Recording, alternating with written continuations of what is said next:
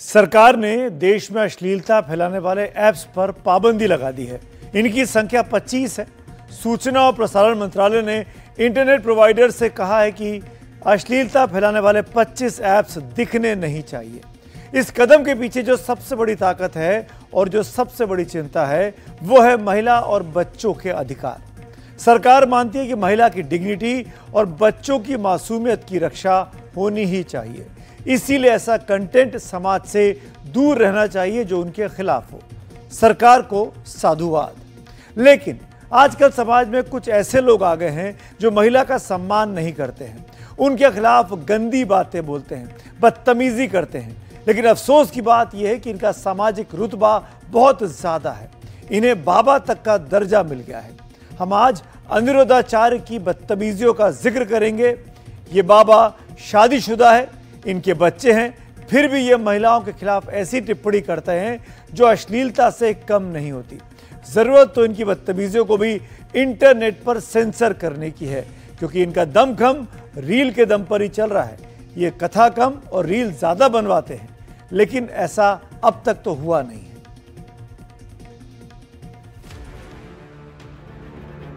आपकी स्क्रीन पर दो तस्वीरें हैं।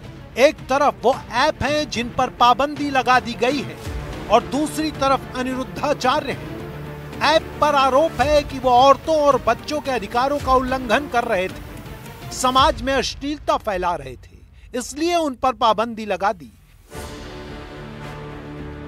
लेकिन अनिरुद्धाचार्य खुलेआम महिलाओं और बच्चों के खिलाफ अभद्र भाषा और अश्लील बातें करते हैं, बच्चों के अधिकारों के खिलाफ बोलते हैं, लेकिन उनकी बदतमीजियों और अश्लीलता का प्रसारण बिना सेंसर के जारी है। सुनिए बाबा की बदतमीजी नंबर 1। वहाँ पत्नियां मिलती हैं 80-80 हजार में? मिलती हैं। अच्छा, गुरुजी हाँ। तो जब 80 हजार की ले आए हो तो इससे महंगी भी थी क्या? नहीं गुरुजी, तो इनने लाख 1.5-2 लाख वाली भी थी क्या गुरुजी पत्नी? प्यार का खेल खेला है गांव में इनने, तो हमारी दुश्मनी हो गई। अब हम गांव में जाने लायक नहीं रहे, अब कहाँ जाएंगे गुरुजी, आप बताइए। क्या कर दिया इन्होंने? प्यार का खेल खेला है। प्यार का खेल खेला है गांव में इनने। अब इनने किसी और से प्यार कर लिया। लाए 80 हजार आप फूके और वो प्यार किसी और से हो गया। और लो आपको 80 हजार आप, इसलिए कहते हैं आप लगता सस्ता ले आए। थोड़ा महंगे ले आते तो बढ़िया चलती पत्नी। अब गुरुजी आप बताएं हम क्या करें, छोड़ दें? अब तुम राम राम जपो और क्या करोगे? 80 हजार में लाए, वो कहीं और सेट होगी, अब तुम राम राम जपो। 25 ऐप पर आरोप था कि वो महिला की गरिमा के साथ खिलवाड़ करते हैं, महिला को गलत तरीके से दिखाते हैं। अनिरुद्धाचार्य पर कोई बैन नहीं है, जबकि वो महिलाओं के प्रति घोर अपमानजनक बातें करते हैं। अब लड़कियां लाते हैं 25 साल की। अब 25 साल की लड़की 4 जगह वो मुंह की होती है। 25 साल की जब तक आती है तो पूरी जवान होके आती है। जब जवान होके आएगी तो स्वाभाविक है कि वो अपनी जवानी कहीं ना कहीं तो वो उसकी जवानी फिसल जाएगी या जाएगी। जैसे कि अभी एक लड़के के संग हनीमून मनाने गई, परंतु वो किसी और के साथ वो रह चुकी थी, उसके साथ चक्कर था। वो ड्रम वाला केस अभी पुराना हुआ नहीं। अनिरुद्धाचार्य हिंदुओं के लिए अति सम्मानित व्यासपीठ पर बैठते हैं, लेकिन ऐसी बेहुदी बातें करते हैं, ऐसी अवैज्ञानिक बातें करते हैं जो नाबालिग बच्चों के खिलाफ भी हैं और देश के लोगों में गलत मेडिकल जानकारी भी फैलाती हैं। लेकिन वो बेरोक टोक जारी हैं, उनकी और किसी का ध्यान नहीं जाता। जब लड़की 14 साल की होगी और 14 साल की कोई लड़की आपके घर दुल्हन बन के आ जाएगी तो उस समय तो वो बच्ची होगी, आप उस परिवार को अपना मान लेगी। लड़कियां लाते हैं 25 साल की। अब 25 साल की लड़की 4 जगह वो मुंह मार चुकी होती है। बच्चों का विवाह जल्दी हो जाता था। टाइम पे देख लेना, लोग फिर जल्दी शादियां करना शुरू कर देंगे। 14 साल में अगर कोई माँ बाप अपने बच्चे की शादी कर दे तो उसके खिलाफ कानूनी कार्रवाई हो सकती है। लेकिन बाबा अपने बेहुदे नॉलेज सिस्टम को ऑन किए फुल स्पीड में घूम रहे हैं। देखो, मैं कथाओं में ये बात बोलता हूँ कि शादी करने के पहले लड़का लड़की का एक चेकअप करा लो, मेडिकल टेस्ट करा लो। अब देखो, लड़की का विवाह हो गया, पता चला कि एड्स है। एड्स का कोई रोग इलाज ही नहीं है। अब बताओ, लड़की की जिंदगी हो गई खराब। इसलिए शादी ब्याह करने के पहले आज के छोरा छोरी लिव-इन में रहते हैं, इनका एड्स टेस्ट जरूरी है। अनिरुद्धाचार्य के दिमाग में महिलाओं के चरित्र पर इससे भी गंदी सोच और भद्दी टिप्पणियां हैं। ये मानते हैं कि हिंदू महादेवियों पर आई मुसीबत की वजह उनकी सुंदरता है। ये माता सीता सुंदर थी या नहीं? माता द्रौपदी सुंदर थी या नहीं?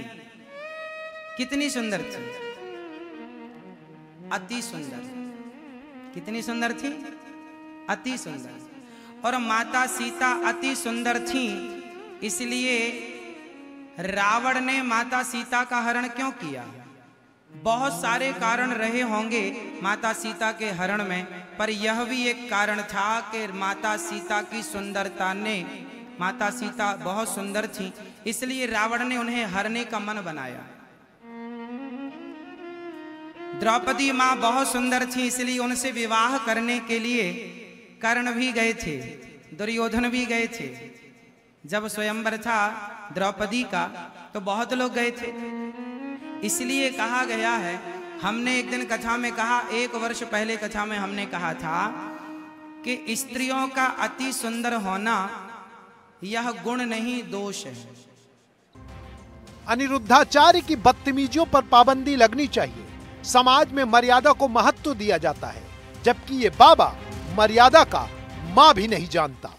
तो मेरी नानी के फेवरेट है अनिरुद्धाचार्य, बट उनकी कुछ कुछ बातों पे मैं बिल्कुल भी सहमत नहीं हूँ।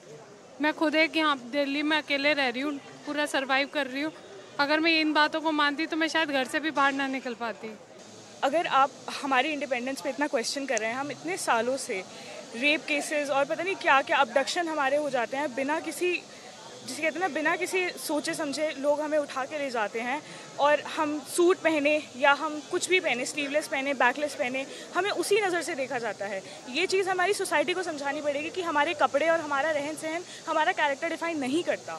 लोगों के थॉट्स काफ़ी चेंज हो रहे हैं। अब लोगों को ना जनरेशन के अकॉर्डिंग चेंज होना पड़ेगा, क्योंकि पहले की लिविंग्स अलग थी, वुमेन अलग तरीके से रहती थी, सोसाइटी अलग थी, लेकिन अब वर्क कर रही हैं, उनको अलग तरीके से रहना पड़ रहा है, क्योंकि वर्क कल्चर थोड़ा इस टाइप का है, तो लोगों को सोच बदलनी पड़ेगी उसके अकॉर्डिंग। कहने को अनिरुद्धाचार्य ने अपने इस विवादित बयान पर, जिस पर मामला मुकदमेबाजी तक पहुंच गया है, क्षमा मांग ली है। लेकिन क्या एक क्षमा काफ़ी है? क्या ये माफ़ी काफ़ी है? क्योंकि इनके जितने वीडियोज़ हैं, जितने रील्स हैं जो सोशल मीडिया पर पहले से अपलोडेड हैं, क्या उन सब के लिए वो माफ़ी मांगेंगे? क्योंकि अभी तक तो रील देखकर लोगों को मज़ा आता था, लोग बाग हंस रहे थे, पर अब इन्होंने जब अपनी शोहरत की वजह से अपने पैरों को हवा में उड़ाना शुरू कर दिया, ज़मीन को पकड़ को छोड़ दी, अब विवाद बढ़ने लगे हैं। तमाम पुरानी चीज़ों को भी डिलीट करना होगा और कानून का कोड़ा भी चलना चाहिए। जब तमाम यूट्यूबर पर चल रहा है, तमाम इन्फ्लुएंसर पर चल रहा है, तो अनिरुद्धाचार्य क्या किसी कानून से बड़े हो सकते हैं?